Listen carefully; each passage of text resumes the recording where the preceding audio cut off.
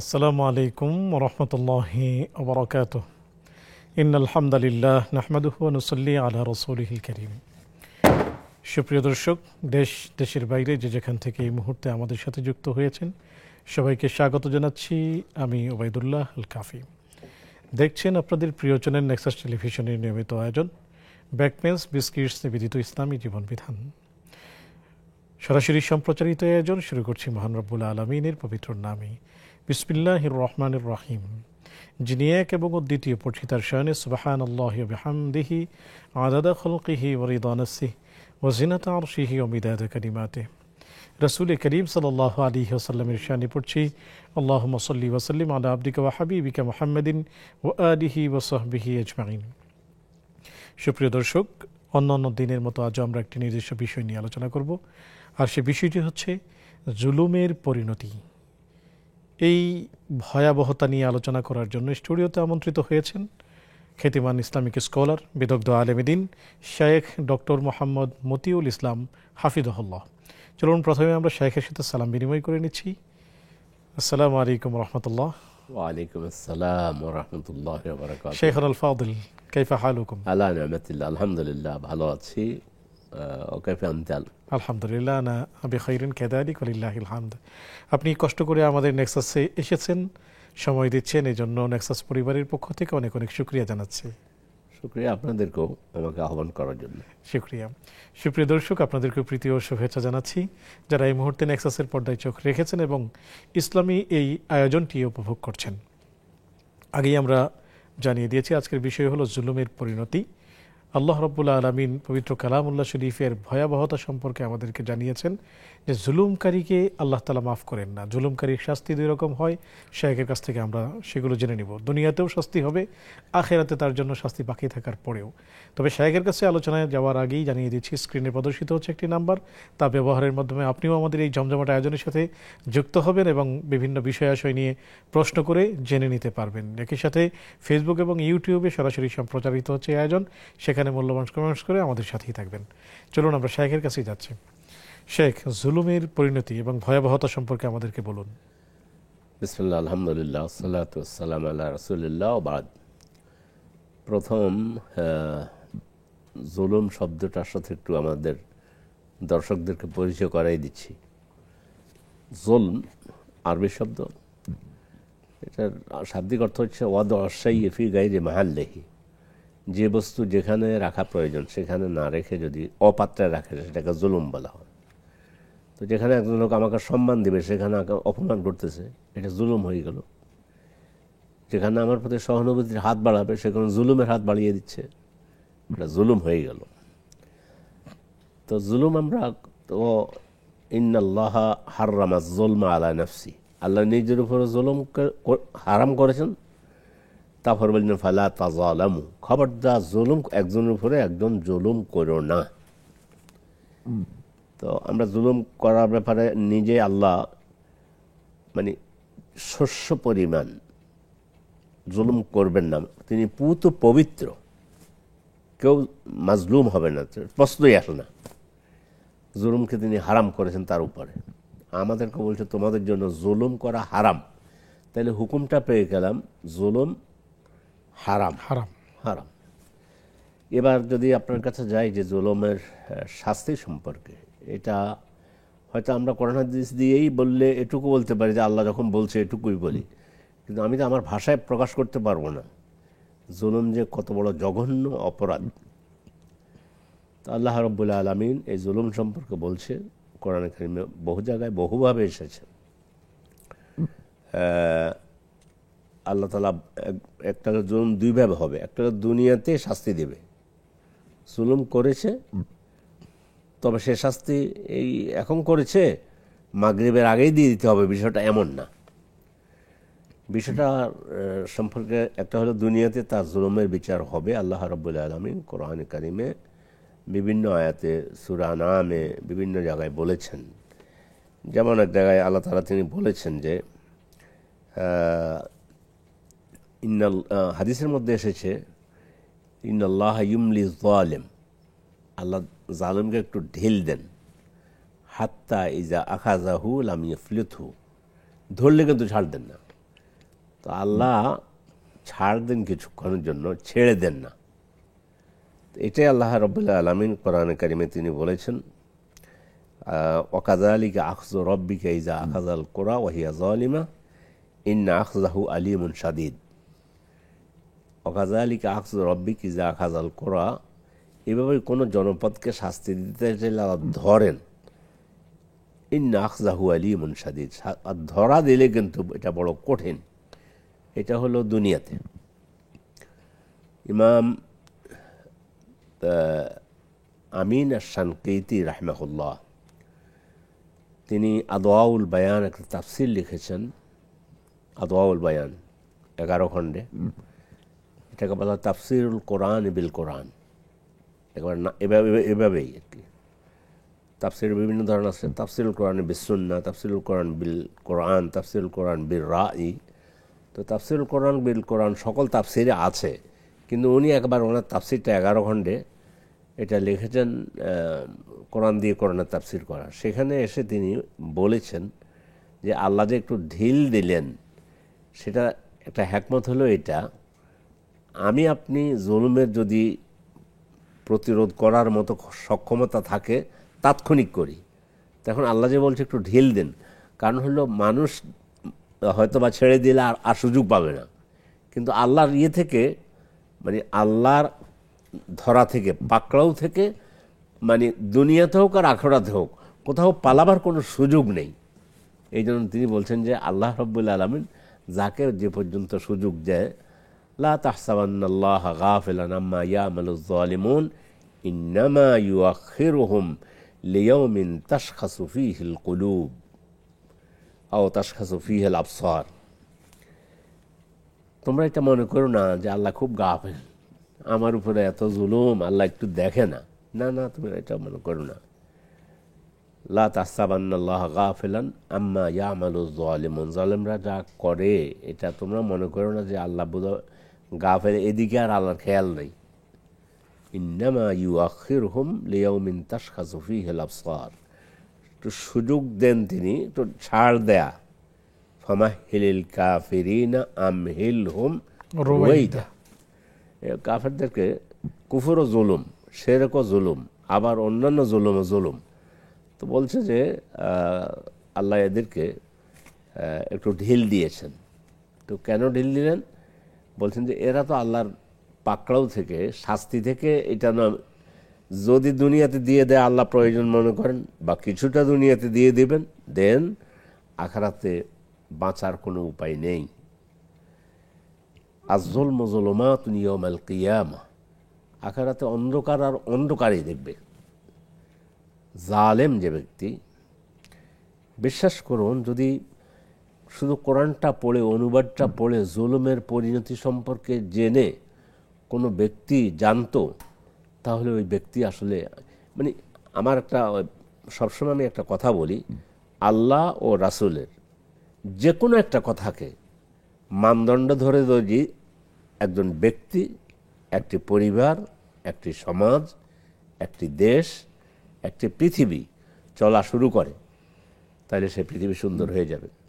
ঠিক আছে, আজকে পৃথিবীতে যত কথার কথায় ধরেন, যত ধরনের ধর্ম আছে, যত 100 কোটি, প্রায় 800 কোটি, 800 সামথিং মানুষ আছে, ঠিক আছে, সকলে সিদ্ধান্ত নিল যে আর যা করি আল্লাহ মানি না, অন্য যা করি কিন্তু জুলুম করব না, তাহলে দুনিয়াতে শান্তি চলে আসবে। এই জন্য জালেমদেরকে, জুলুমদের জন্য, যারা জুলুম করেছে, যারা ধরা খেয়েছে, তারা এখন বুঝতেছে। তাও ওই ধরনের অত জুলুম আখিরাতের জন্য কতটুকু বাকি, নাকি দুনিয়াতেই কি হবে সেটা আল্লাহ ভালো জানেন।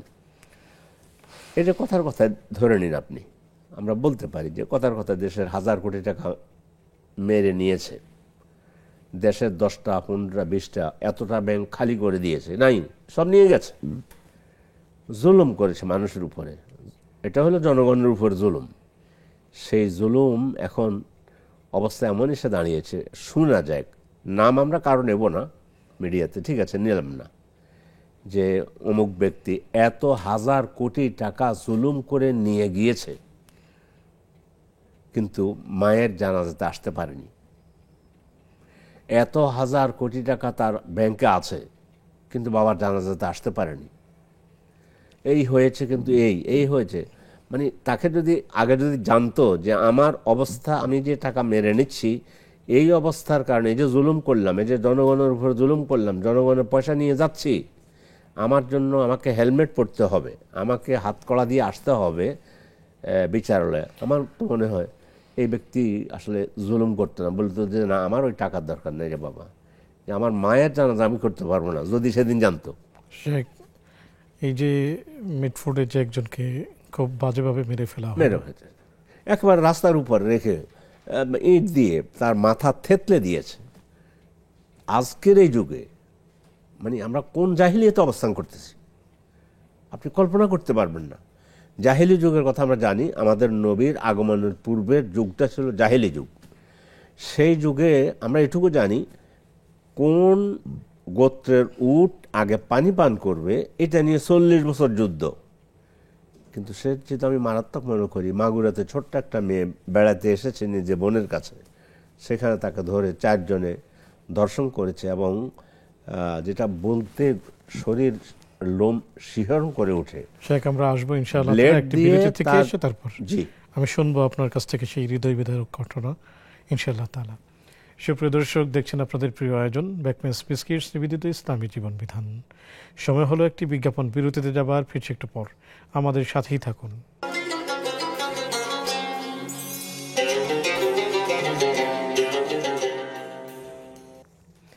আসসালামু আলাইকুম ওয়া রাহমাতুল্লাহি ওয়া বারাকাতুহু।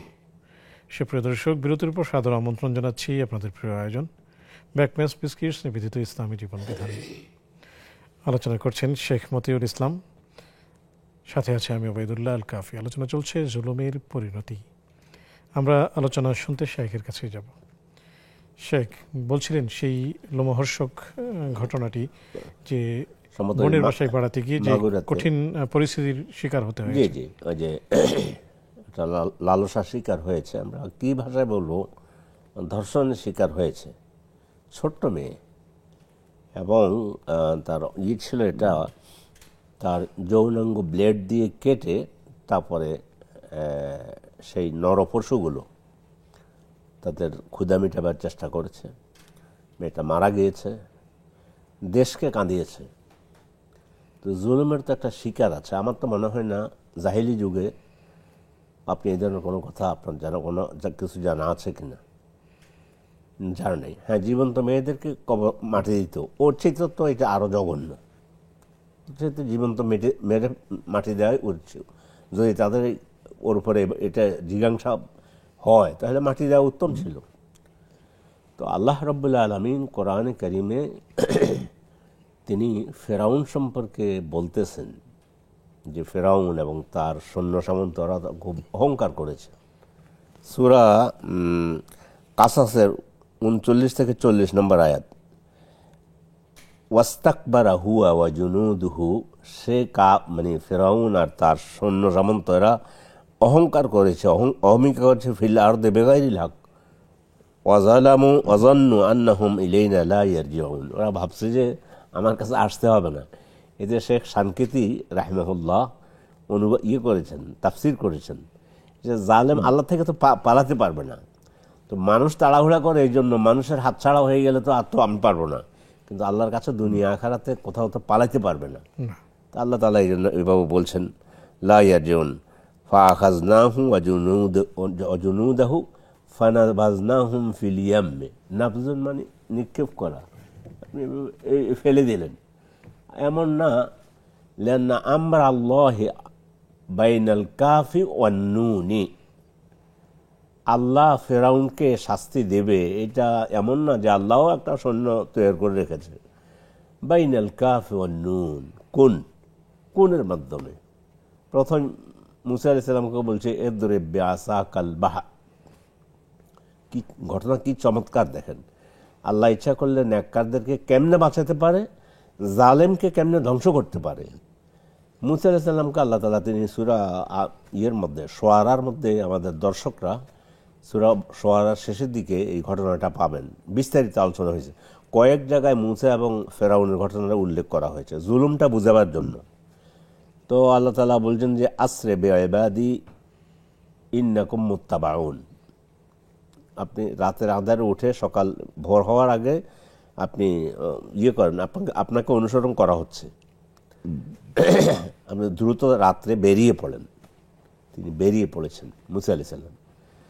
ইন্নাকুম মুত্তাবাউন শেষে গিয়ে ফালাম্মা তারা আল জামান ক্বালা আসহাবু মুসা ইন্না লামুদরাকুন, একদল অপর দলকে দেখতেছে। এখন এই যে ফেরাউন এখানে, এদিকে সাগর, মাঝখানে মুসা এবং ওনার সাথে তারা ঈমান এনেছে। তো ওনারা মুসার কাছে, নবীর কাছে গেলেন যে নবী আল্লাহ, আমরা তো নিশ্চয়ই আমরা ধরা পড়েছি। তো মুসা আলাইহিস সালাম কিন্তু এটা বলেন নাই আপনারা একটু আল্লাহ আল্লাহ করো, আল্লাহ আল্লাহ আল্লাহ আমাদেরকে হেফাজত করেন না। ওনার উত্তর ছিল কাল্লা, এটা হতেই পারে না, কখনোই নয়। কারণ ছিল কি, উনি যে রবের হুকুম পালন করেছেন, আমাকে বের হতে বলেছে, আমি বের হয়েছি। তো বের যখন হয়েছি একটা পথ, একটা ইন্না মাইয়া রব্বি সাইয়াহদিন, আল্লাহু আকবার, বের যখন হয়েছি তো পথ একটা হবেই। কিন্তু নবী তখনও জানেন না সেকেন্ডের ব্যাপার, অথবা কয়েক সেকেন্ড কি হবে তিনি সেটা জানেন না। তিনি জানেন, বুঝেন এটা যে রব যখন আমাকে বের হতে বলেছে, আমি যখন বের হয়েছি, আমার রব পথ একটা বের করবেন। তখন আল্লাহ বলেন ইদরিব বিআসা কাল বাহার, আপনার লাঠি দিয়ে সাগর আঘাত করুন। এই তো হয়ে গেল। কত সেকেন্ড? আমাদের হিসাবে 3 সেকেন্ড, কথার কথায়। বিরাট প্রশস্ত রাস্তা হয়ে গেল, সব কিছু হয়ে গেল। মুসা আলাইহিস সালাম চলে গেলেন। ফান ফালাকা ফাকানা কুল্লু ফিরকিন কাত্তাউদিল আজিম, দুই পাশে পানি দাঁড়িয়ে গেল। তখন সেটা পানির উপরে ওই বাইনাল কাফ আর নুন, কোন বলছে এটা হয়ে গেছে। ফেরাউন এসে গায়ের তার পেশি শক্তি আর সব কিছু মিলে দাপট, সে তো সম্রাট। এইটা চিন্তা করেন, আমি তো এখানে কোনো পথ তৈরি করে নেই, এই পথ করতে গেলে না মুসাকে ধরতে হবে, আগে এটা জুলুম করতে শেষ করতে হবে, আজকে শেষ। মাঝখানে গেছে আল্লাহ তাআলা বললেন যে ওই যে বললেন ফানাবাযনাহু, নাবজুন মানে যে ফেলে দেয়া, এটা এমন কোনো কিছু না। তাকে এবং তার সৈন্য সামন্ত সব কিছু সেখানে আমি শেষ করে দিয়েছি। এই জন্য জালেম যত জুলুম করুক, যত কিছু করুক, জালেমের যদি আজকের আলোচনা শুনে কোনো ব্যক্তি, আমাদের দর্শকদের মধ্যে কেউ এমন নেই যে জুলুম করেন, কিন্তু আমাদের দর্শকরা আমাদের আলোচনা শুনে ওনারা এটা মানুষের কাছে বলতে পারবেন যে আসলে জুলুম করবেন না, জুলুম করব না। তা জুলুম যদি না করিয়া জুলুম করিও না, মানে জুলুমের সম্মুখীন হব না, এমনটি হয়ে গেলে পৃথিবীতে শান্তি আসবে, সে যেই ধর্মেরই হোক। এই জন্য বলছি আল্লাহ ও রাসূলের যে কোনো কথাকে যে জুলুম করব না, এই আজকের কথাটাই, আজকের বিষয়টাই, জুলুম করব না, জুলুমের সম্মুখীন হব না, এটা আমরা কামনা করব না। বাস দুনিয়ার প্রত্যেকটি মানুষ যদি এটা সিদ্ধান্ত গ্রহণ করে, তাহলে দুনিয়াতে শান্তি আসতে বাধ্য। আপনি যে মানে পুরান ঢাকার ঘটনাটা বললেন, মানে এটাকে আপনি কোন ভাষা দিয়ে বোঝাবেন? একটা মানুষকে সমস্ত মানুষের সামনে মানে রাস্তার উপরে ফেলে ইট দিয়ে মাথা থেতলে দিয়ে তাকে মেরে ফেলেছে। বিচার হবে কিনা সেটা আল্লাহ তাআলা ভালো জানেন, আমরা জানি না। তো যাই হোক, জুলুম জালেমের জন্য তো এইটা না যে এটা ঠিক আছে, ফেরাউনকে আল্লাহ তাআলা তিনি এখানে ফেলে দিয়েছেন, হয়ে গেল, সে জুলুম করছে, শেষ। নো, কিয়ামতের দিন তার জন্য আদখেলু আলা ফিরআউন আল ইয়াউমা আশাদ্দাল আযাব, এটা হলো আখিরাতের ব্যাপার। মানে কবরের শাস্তি তো আছেই। আজ যারা আন্নাসু ইয়ারাদুনা আলাইহা গুদুওয়ান ওয়া আশিয়া আদখেলু আলা ফিরআউন আল ইয়াউমা আশাদ্দাল আযাব। তো দুনিয়াতে তো ওখানে আল্লাহ মেরে তিনি আবার বললেনও, যখন মারে তখন খুব হয়ে গেল, স্লোগান পাল্টে গেল, আমানতু বিল্লাযী আমানাত বিহি বানু ইসরাঈলা ওয়া আনা মিনাল মুসলিমিন। এবার উনি সাধু, উনার চরিত্র ফুলের মতো পবিত্র, ফেরাউনের চরিত্র ফুলের মতো পবিত্র। উনি বলতেছেন যে আমানতু বিল্লাযী আমানাত বিহি বানু ইসরাঈলা ওয়া আনা মিনাল মুসলিমিন। আল্লাহ আবার বুঝতে কে জানে একটু অসুবিধা হয় কিনা, আমি ঈমান আনলাম যে আল্লাহর উপরে বনি ইসরাঈল ঈমান এনেছে, বুঝেই দিয়েছে, ঠিক মতো ঈমান আনছে। ওয়া আনা মিনাল মুসলিমিন। আল্লাহ বললেন যে আলানা ওয়াকাদ আসাইতা কাবলু ওয়া কুনতা মিনাল মুফসিদিন, ফাসাদ করছত, জুলুম করছত, অত্যাচার করছত, নির্যাতন করছত, এখনই ফালিয়াউমা নুনাজ্জিকা বিবাদানিকা লিতাকুনা লিমান খালফাকা আয়া ওয়া ইন্না কাসীরাম মিনান নাস লা আয়াতিনা লাগাফিলুন আন আয়াতিনা লাগাফিলুন। রাখছি আজকে তোকে সুটকি করে কিয়ামত পর্যন্ত রাখবো মানুষের জন্য নিদর্শন হিসাবে। তবে আবার আল্লাহ বলেও দিয়েছেন, তবে অনেক মানুষ উপদেশ গ্রহণ করে না। ফলে আজকে আপনি যে আলোচনা নিয়ে এসেছেন, আল্লাহু আকবার, এই আলোচনা আমাদের দর্শকরা যারা শুনছেন তারা অন্যকে দাওয়াত দেবেন। আপনারা মাজলুম জালেম নন, জুলুম থেকে আল্লাহ আপনাদেরকে হেফাজত করুন, আমাদেরকে হেফাজত করুন। মানে আমাদের মাধ্যমে কোনো মানুষকে পৃথিবীতে আমরা সামান্যতম জুলুমের চিন্তাও করব না, আপনারাও করেন না।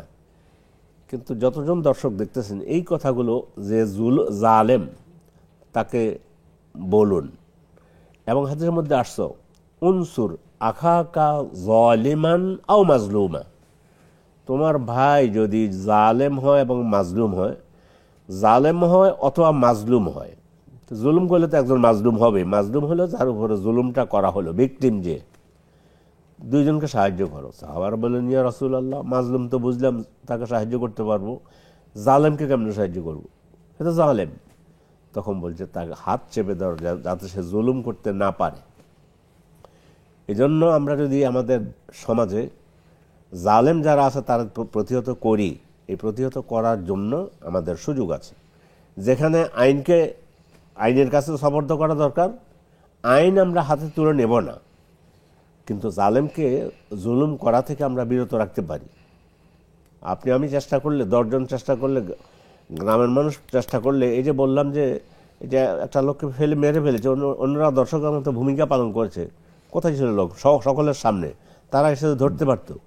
ওরা জানে যে না, এই এলাকার মাস্তা নেই বেটা, ভদ্রলোক, আমারও কিছু বলা দরকার নেই, যা মেরে ফেলছে, একজনকে মেরে ফেলছে। এটা আপনি পৃথিবীতে কোথাও এই ধরনের ঘটনা শুনছেন কিনা আমি জানি না, আছে, হয় এই ধরনের জুলুম আছে। তো এই যে এই জালেম, যে তার তো উচিত ছিল যারা সাধারণ লোক তারা এই জালেমকে প্রতিহত করা, অন্তত বাধা দেয়া, সেই জুলুম যাতে করতে না পারে। আবারও বলে দিচ্ছি, আমরা আবার সে যেন অমুককে মেরেছে আমরা তাকে সেখানে মেরে ফেলবো না, এটা নয়। আমরা আইন হাতে তুলে নেব না, আইনের হাতে তাকে সফর্দ করব, জুলুম যাতে না করতে পারে বাধা দিব। মান রাআ মিনকুম মুনকারান ফালিয়ুগাইয়িরহু বিয়াদিহি, তোমাদের মধ্যে কেউ যদি দেখো অন্যায় হচ্ছে তাহলে হাত দিয়ে বাধা দাও, হাতের শক্তি যদি থাকে তাহলে বাধা দাও, যে তুই কি করতেছস। বাধা দিয়ে যদি এইটা না থাকে যে আমাকে এখন যদি বাধা দেই তাহলে আমাকে হয়তো পরবর্তী আমার ঘরে যেন জুলুম করতে পারে, তাহলে মুখে বলো যে খবরদার, তুমি এই কাজ করতে পারবে না, তুমি কি করতেছো, এই বলে তো ওই দিন সেই একটা জীবন বাঁচাইতে পারত। একটা জীবনের মূল্য রব্বুল আলামিন কোরআনে কারিমে তিনি বলে দিয়েছেন। জালেমরা যা করতেছে, একটা জীবনের মূল্য বলছে, ওমান, আল্লাহ তাআলা বলতেছেন, মিন আজলি যালিকা কাতাবনা আলা বানি ইসরাঈল আন্নাহু মান কাতালা নাফসান বিগাইরি নাফসিন আও ফাসাদিন ফিল আরদি ফাকাআন্নামা কাতালান নাসা জামিয়া। শেখ, এই আয়াতের অনুবাদ এবং ব্যাখ্যা থেকেই আসবে একটি বিরতি নিয়ে। সুপ্রিয় দর্শক, দেখছেন আপনাদের প্রিয় আয়োজন ব্যাকমেন্স বিস্কিটস নিবেদিত ইসলামী জীবন বিধান। অনুষ্ঠানের এই পর্যায়ে নিচ্ছি ছোট্ট আরও একটি বিজ্ঞাপন বিরতি, ফিরছি একটু পর, আমাদের সাথেই থাকুন।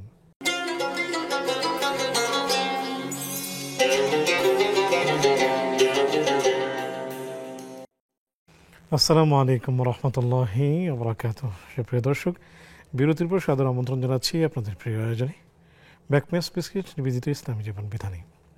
আলোচনা করছেন শেখ মতিউল ইসলাম, সাথে আছে আমি ওবায়দুল্লাহ আল কাফি। আলোচনা চলছে জুলুমের ভয়াবহ পরিণতি। চলুন বাকি আলোচনা শুনতে শেখের কাছে যাচ্ছি।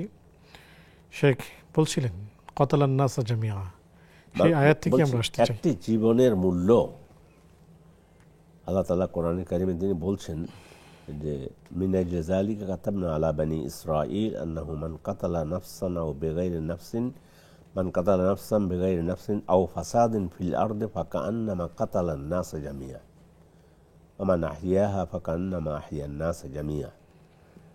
আমি এটা বনী ইসরাঈলের উপরে লিখে দিয়েছি, ফরজ করেছি যে তাদের মধ্যে কেউ যদি কাউকে হত্যা করে, একজন মানুষকে, ও যেন গোটা পৃথিবীর সমস্ত মানুষকে হত্যা করল। এত বড় জঘন্য অপরাধ ওমান আহিয়াহা, আর যদি কেউ কোনো রকম একটা লোককে বাঁচাই দিতে পারে, জীবন মৃত্যু আল্লাহর হাতে, বাঁচিয়ে দেওয়ার অর্থ কী? একজন লোকের এখন এই মুহূর্তে ডাক্তার বলছে যে ব্লাড দরকার, আপনার ব্লাড গ্রুপের সাথে তার মিলে গেছে, আপনি বললেন ঠিক আছে আমি নেন আমারটা, আপনার এই ব্লাড দেওয়ার কারণে, কিডনিটা দেওয়ার কারণে আরেকটা লোক বেঁচে গেল, আপনি বা আমি যিনি সহযোগিতা করেছেন সেই জন্য গোটা পৃথিবীর সমস্ত মানুষকে বাঁচাই দিল। তো সমস্ত মানুষ, এখন 800 কোটি মানুষ, তো এই যে একজন মানুষকে হত্যা করলো সেই জন্য গোটা পৃথিবীর সমস্ত মানুষকে হত্যা করলো। এখন আমাদের আসলে শিক্ষা ব্যবস্থাতে নৈতিকতা তো পড়ানোই হয় না।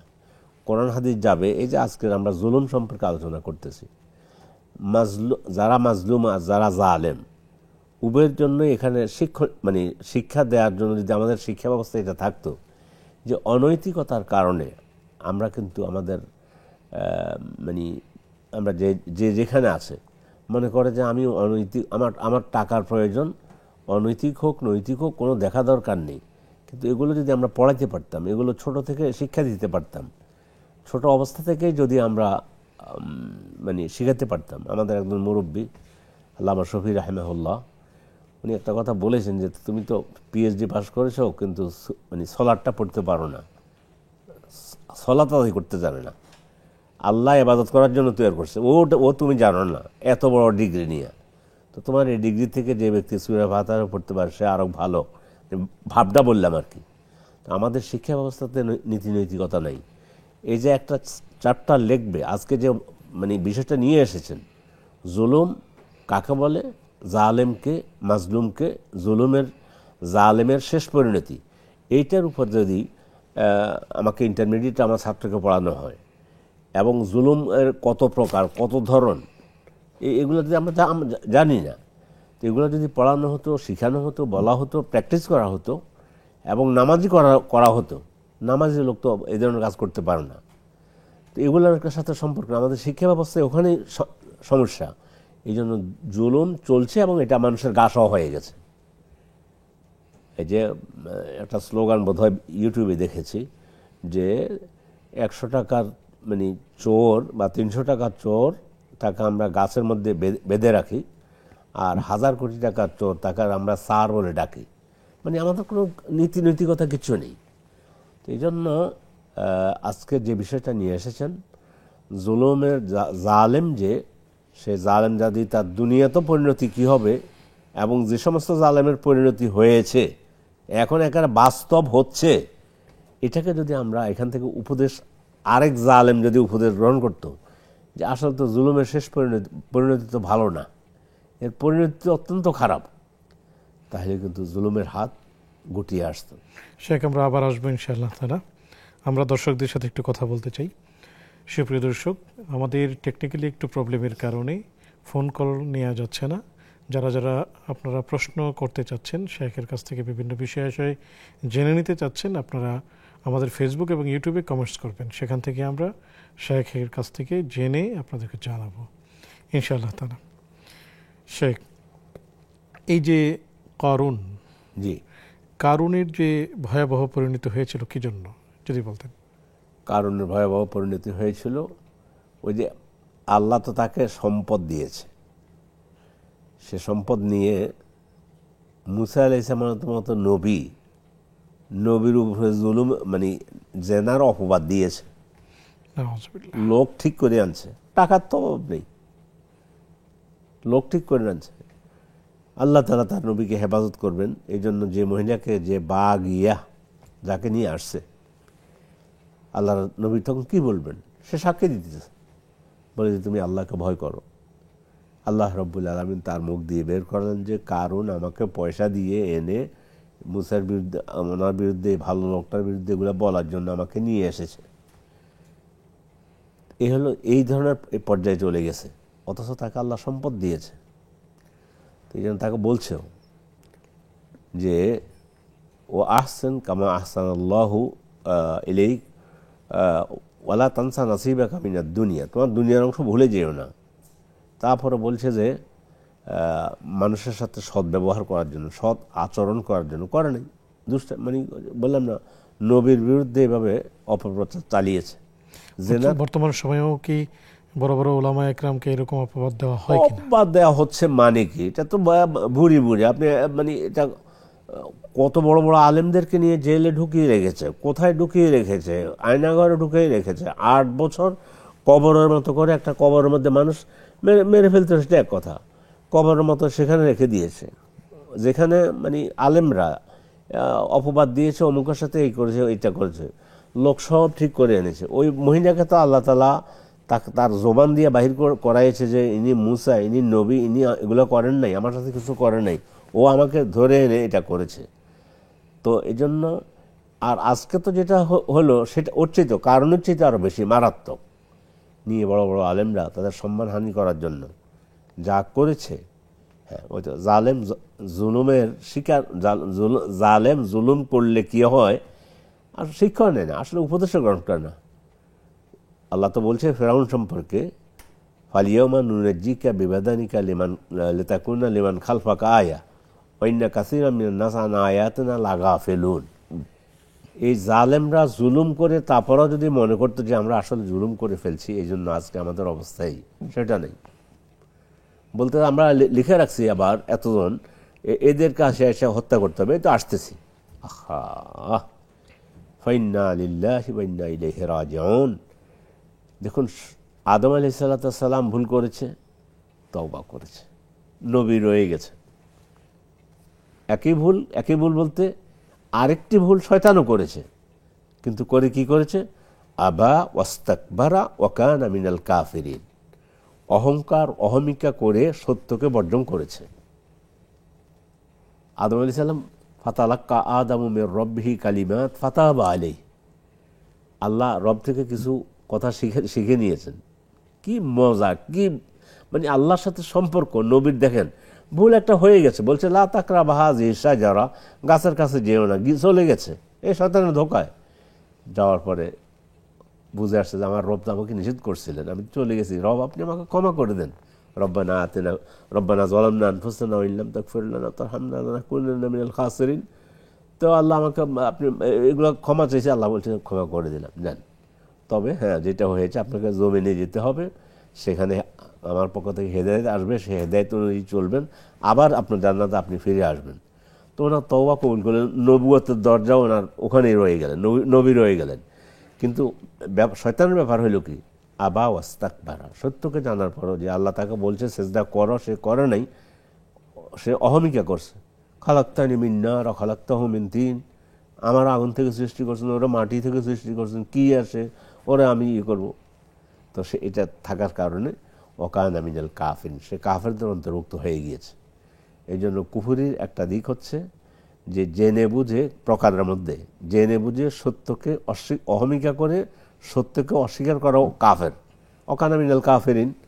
তো এখন যেটা হয়ে গেছে, আপনি যেটা বলছেন, আজকাল আলেমদের উপরে যে নির্যাতন হয়েছে, শাপলা চত্বরে আলেমদের উপরে যে নির্যাতন হয়েছে, শিশুদের উপরে, আমাদের কোরআনের পাখিদের উপরে, ছোট ছোট পাখিদের উপরে নির্বিচারে মেরে ফেলে, তারপরে বলছে যে এখানে কোনো কিছু হয়নি, ওরা গায়ে রং মেখে এসেছে, এখানে কিচ্ছু হয়নি।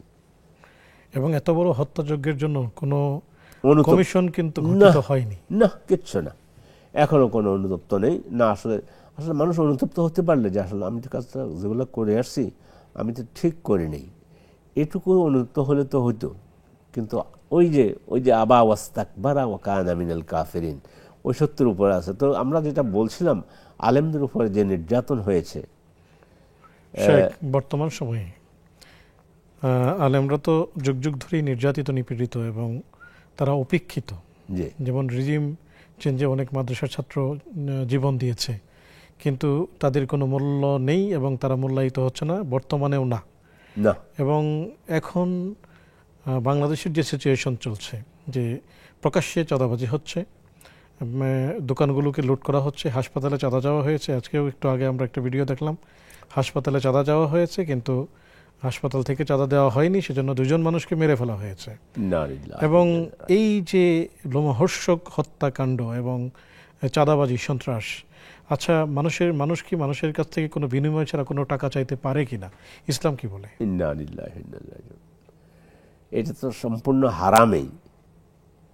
মানে দেশটা অন্য কোনো দেশে আমি জানি না, যেহেতু আমার জানার কমতে আছে। আমি গিয়া একটা পত্রিকায় পড়েছিলাম, ঢাকা তুমি কার, তার মানে হলো বলছিল যে কথার কথা দিনাজপুর থেকে সবজির ট্রাক আসতেছে, আসতে পথে এক জায়গায় বিক্রি হয়, কিচ্ছু না, সেখানে হলে এটা পার হয়ে ফেরি পার হয়ে যাবা, এ থাকতেই আমাদের 5,000 দিয়ে দাও, তো 5,000 দিয়ে দিল। ফেরি পার হয়েছে, আসছে কারওয়ান বাজার, আসছে কারওয়ান বাজার গেটের এপাশে থাকতে হলো আরেক বিক্রি হয়, ওদের টাকা ওদের 5,000 দিয়ে দিতে হবে। তারপরে গেটের ভিতরে ঢুকলে আরেক বিক্রি হয়, তারপরে গিয়া দোকানদারের কাছে যায়, তখন 10 টাকার সবজি আমাকে 80 টাকায় কিনতে হয়। তো এইভাবে মানে আপনি কি বলবেন এদেরকে, কি দিয়ে আপনার বুঝাবেন যে অন্যায়েরও তো একটা মাত্রা আছে, একটা সীমা আছে। তো এই যে বলছেন যে ডাক্তারখানায় গেল, বললো যে আমাদেরকে এত টাকা দিতে হবে, না দিলে 2 জনকে মেরে ফেলছে, মানুষের জীবনের নিরাপত্তা নেই। এই জন্য আমরা তো আজকের আলোচনার মধ্যে এবং এদেরকে বললে এই সমস্ত এদের অন্তরটাকে খাতামাল্লাহু আলা কুলুবিহিম ওয়া আলা এই ক্ষেত্রে আবসারিহিম। রাষ্ট্রের যারা ভালো চিন্তক এবং রাষ্ট্রের যারা ভালো ব্যক্তিত্ব, তাদের কোনো ভূমিকা কেন আছে ভূমিকা? তাদের ভূমিকাই তো হচ্ছে জনগণের জীবনের নিরাপত্তা দেয়া। সেই ভূমিকা রেখেছেন ওমর রাদিয়াল্লাহু তাআলা আনহু। বলছে ফোরাতের তীরে যদি একটি মেষ শাবক মানে ক্ষুধায় মারা যায়, ওই জন্য ওমরকে আল্লাহ জিজ্ঞাসা করা হবে, ওমরের ভয় ধরেছে মনের মধ্যে, আর এখানে মানুষ মেরে ফেলতেছে। তো এখন যারা আছে ক্ষমতায়, তাদের হাতে সব কিছু আছে, কিন্তু আমি জানি না যে ভদ্রলোক এখন ইন্টেরিয়র গভর্নমেন্টের মধ্যে আছেন, আমরা তো সবাই নাম টাম না নিয়েই কথা বলি, থাকলেও আমি বলবো যে উনি ভালো স্বভাবের মানুষ, স্বভাব বলবো আর কি, অথবা নরম মানুষ, নরম তবিয়তের মানুষ, কিন্তু সাহসী মানুষ নন। নাইলে কোনো কিছু নেই, এদেরকে ধরে নিয়ে সরাসরি গুলি, মানুষ বলতেছে তো কেসাস সরাসরি কেসাস। এই জন্য কোরআনের কাছে আসলে তো শান্তি চলে আসবেই। শেখ, আমরা আসবো ইনশাআল্লাহ তাআলা একটি বিরতি নিয়ে। সুপ্রিয় দর্শক, দেখছেন আপনাদের প্রিয় আয়োজন ব্যাকমেন্স বিস্কিটস নিবেদিত ইসলামী জীবন বিধান। সময় হলো আরও একটি ছোট্ট বিরতিতে যাবার, ফিরছে একটু পর, আমাদের সাথেই থাকুন।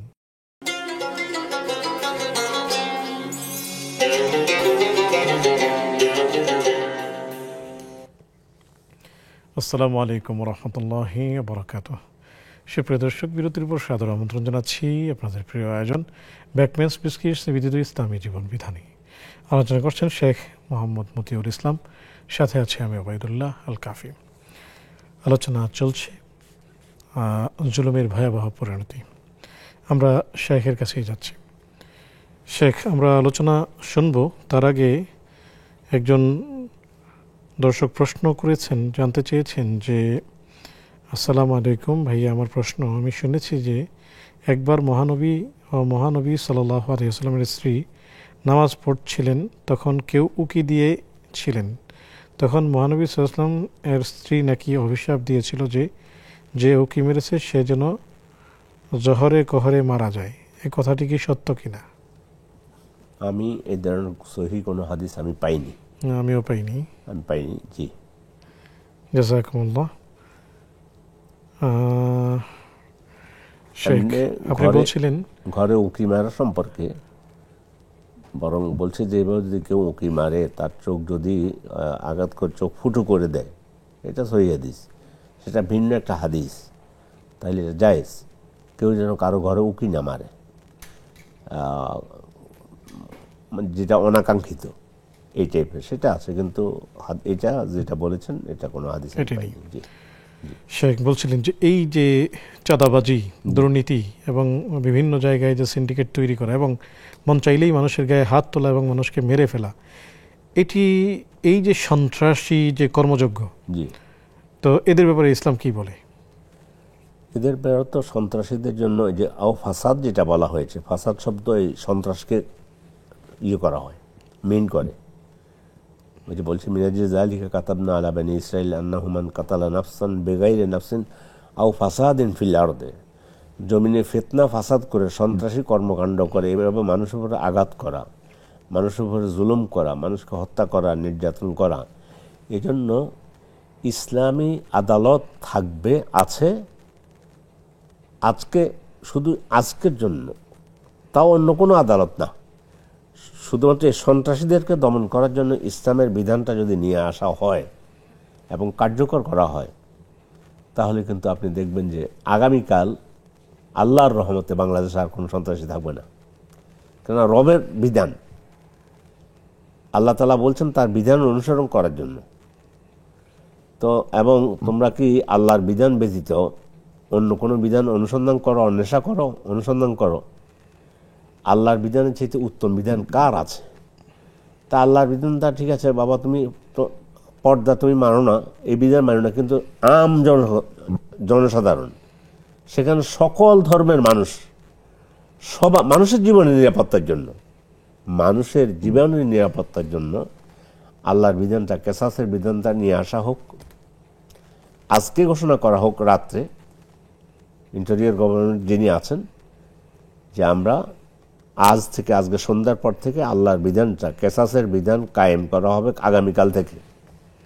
এটা আর কোনো কিছু নেই, এটার বিচার, এই কেসাসের বিধান আমরা কায়েম করলাম। আগামীকাল সকালে দেখবেন আর সন্ত্রাসী হয়তো অর্ধেকে নেমে আসছে, এবং আগামীকাল বিকেল পর্যন্ত আর সন্ত্রাসী বাংলাদেশের জমিনে থাকবে না। কিন্তু আল্লাহর বিধান তো আমরা চাই না। আল্লাহ তাআলা কোরআনে কারিমে শাসককে বলছে আল্লাহর বিধান দিয়ে শাসন করার জন্য, না করলে কাফের। আল্লাহ তাআলা সূরা মায়েদার মধ্যে 44 নম্বর আয়াতে বলেছেন, সেখানে আয়াতের মধ্যে বলা হয়েছে যে ওমান লাম ইয়াহকুম বিমা আনজালাল্লাহু ফাউলাইকা হুমুল কাফিরুন, যারা আল্লাহর বিধান দিয়ে শাসন করে না তারা কাফের। তো শেখ, এই যে সংকট চলছে, এই সংকটের মধ্যে আমরা আইন শৃঙ্খলা বাহিনী যারা কাজ করছেন, তো টোটালি আমরা দেখছি যে ওনারা নিয়ন্ত্রণ করতে পারছেন না, নিয়ন্ত্রণহীন। অন্যদিকে দেশের এই যে সংস্কার, এই সংস্কারটা ওনারা করতে একরকম ব্যর্থই হচ্ছেন মনে হচ্ছে। এখন দেশের মধ্যে অন্যদিকে জাতিসংঘের যে অফিস চালু হচ্ছে, সেখানে সমকামিতাকে প্রমোট করে এমন ব্যক্তিরা আসা যাওয়া করছে, সেই কাজগুলো হচ্ছে। কিন্তু আসল যে কাজ, দেশের নিরাপত্তা নিশ্চিত করা, এই ক্ষেত্রে আইন শৃঙ্খলা বাহিনী টোটালি দেখা যাচ্ছে নিষ্ক্রিয়। এতগুলো বাহিনী, সব বাহিনীগুলো নিষ্ক্রিয়। এই দিকটিকে আপনি কোন দিক থেকে বিবেচনা করছেন? দুর্ভাগ্য, জনগণের পয়সায় ওনারা আজকে ওনাদের বাজার কিনবেন, বাজার করে বাসায় যাবেন। নিষ্ক্রিয় কেন? ম্যাজিস্ট্রেসি ক্ষমতা দেয়া হয়েছে, ম্যাজিস্ট্রেসি ক্ষমতা প্রয়োগ করার জন্য তো সুযোগ দেয়া হচ্ছে না। যেখান থেকে বলে দিলে ম্যাজিস্ট্রেসি ক্ষমতা প্রয়োগ করতে পারবে, অনেক আমাদের সেনাবাহিনীর লোকেরা, আমাদের বন্ধু, আমাদের হৃদয়ের মধ্যমণি, আমাদের সন্তান, তাদের মধ্যে অধিকাংশ শতকরা 95 জন সৎ। তাদের কিন্তু তাদের একটা নিয়মের মধ্যে চলতে হয়। ম্যাজিস্ট্রেসি ক্ষমতা দিয়া সেখানে যদি বলা হয়েছে যে এইটা কিন্তু প্রয়োগ করা যাবে না, এমনি ঘুরবা ফিরবা গাড়ি নিয়ে। আর এমনও শুনেছি আমরা যে বলছে ম্যাজিস্ট্রেসি ক্ষমতা দিয়েছে, আচ্ছা ঠিক আছে, অস্ত্র উদ্ধারের জন্য অমুকখানে যাও, এর ফাঁকে ফোন চলে গেছে অমুকখানে যে আজকে আমি পাঠাচ্ছি, লোক পাঠাচ্ছি, তোমরা সরে যাও। তো এইটা হলে কেমনে হবে? তো এই জন্য যে পারবে না, আমাদের সেনাবাহিনী যদি আমাদের দেশ রক্ষার জন্য, আলহামদুলিল্লাহ আমাদের সন্তানরা, আমাদের দেশ যদি তাদের ইমানি জজবা থাকে, আছে, আমাদের দেশের সার্বভৌমত্ব রক্ষা করতে পারবে, সেই সেনাবাহিনীর লোক, বিভিন্ন সংস্থার লোক, গোয়েন্দা সংস্থার লোক, কোথায় কি হচ্ছে সব কিছু তাদের নখদর্পণে। একদল হচ্ছে যে এটা করলে ইন্টেরিয়র গভর্নমেন্ট অশান্তির মধ্যে পড়ে যাবে, পড়ে গেলে বলবে যে বাবা আমার দরকার নেই ক্ষমতার, আপনি ক্ষমতা নিয়ে, আপনারা ক্ষমতা নেন, তখন গিয়ে আমরা ক্ষমতা নিয়ে নিতে পারবো, নিয়ে তারপর আমরা আবার খাওয়া শুরু করতে পারবো। তো এইটা হলে তো একদিকে ম্যাজিস্ট্রেসি ক্ষমতা যিনি, মানে যাদের হাতে এটা, যাদের হাতে এটার কলম, যাদের হাতে, তারা যদি 24 ঘন্টা মধ্যেই গোটা দেশের ভিতরে এদেরকে সোজা করতে চায়, এই সমস্ত যেগুলো সন্ত্রাস, এই চিহ্নিত সন্ত্রাসীদেরকে 24 ঘন্টা লাগবে, এর চেয়ে বেশি না, গোটা দেশ শান্তি নেমে আসবে। এখন ঘটনা হচ্ছে এটা যে মানে একটা ভিতরে আভ্যন্তরীণ কেওয়াজ লাগাই দিয়ে, এই গন্ডগোল লাগাই দিলে, তাহলে ইন্টেরিয়র গভর্নমেন্ট সে দিশাহারা হয়ে বলবে যে আমরা যা আছে আমরা তাড়াতাড়ি আপনারা ক্ষমতা নিয়ে যান, নিলে আমরা 17 বছর কালকে একজন লোক বলছে, আমরা কারো কথা বলছি না, কাউকে মিন করতেছি না, বলতেছে 17 বছর অভুক্ত ছিল, এখন মানে আর সহ্য হচ্ছে না, কখন নিয়ে খাওয়া শুরু করতে পারবে। তো এটা তো হওয়া উচিত না। শুক্রিয়া শেখ, অনেক অনেক শুক্রিয়া, জাযাকুমুল্লাহ খায়রান।